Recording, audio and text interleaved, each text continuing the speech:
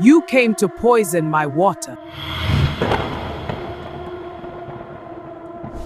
The spear took the man's ear off before he finished drawing his machete. It was a clean throw, not meant to kill. Not yet. The blade buried itself in the uroko trunk behind him, still humming, and the man called Dike pressed his hand to the side of his head and screamed.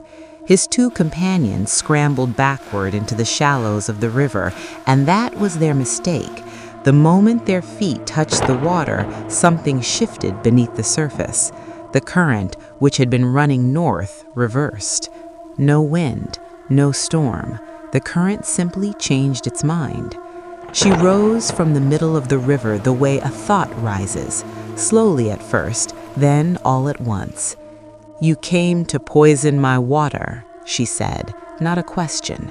Her voice carried the way water carries sound at night, far and from directions that made no sense.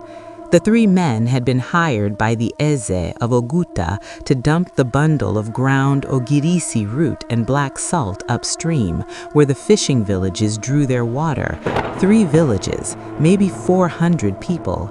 The Eze wanted their land and had decided sickness was cleaner than war. These men had not expected this. We brought nothing, ne. Do not call me mother."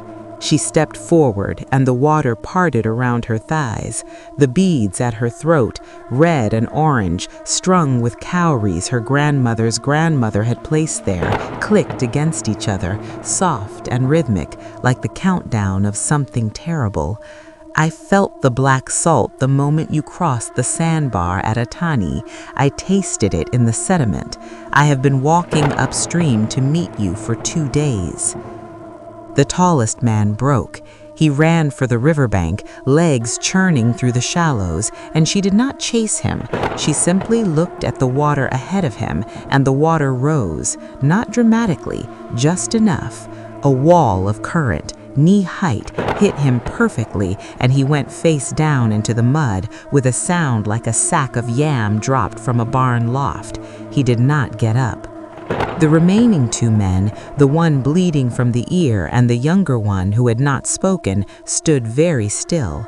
Smart, she thought. Fear with stillness was survival instinct. Fear with movement was invitation. "Where is the bundle?" she asked. The young one pointed. Upstream, behind a cluster of river reeds, a wrapped parcel sat wedged between 2 stones, half submerged. She had known exactly where it was, but she wanted them to show her. She wanted them to feel what it meant to betray something they could not undo.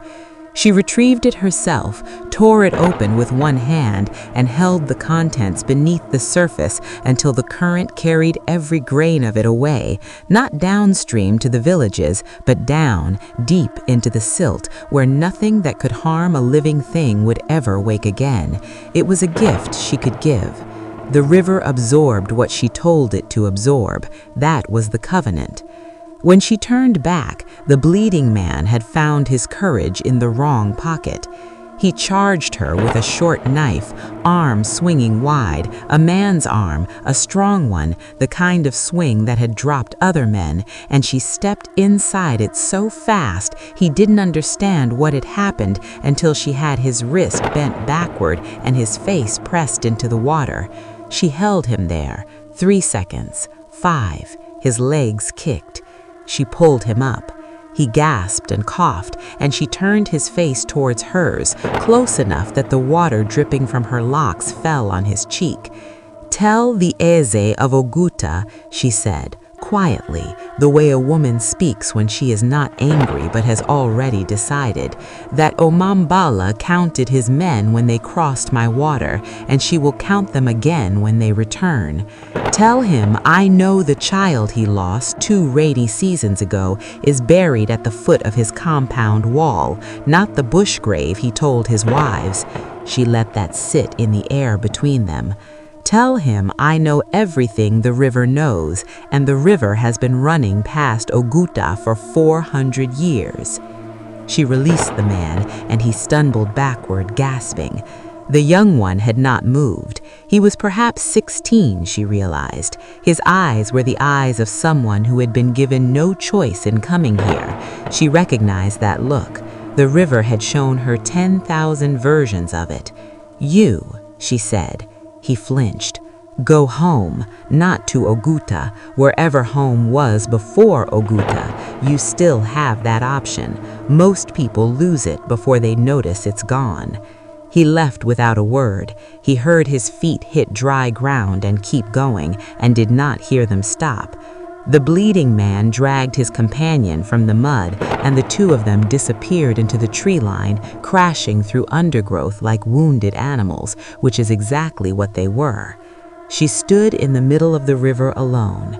Upstream, a fisherman's torch moved along the bank. The old man from Umuleri, who fished at night and spoke to the water out of habit, the way old people speak to the dead. He had not seen any of this, or perhaps he had, and chosen wisely to keep his torch facing forward. She settled back beneath the surface slowly.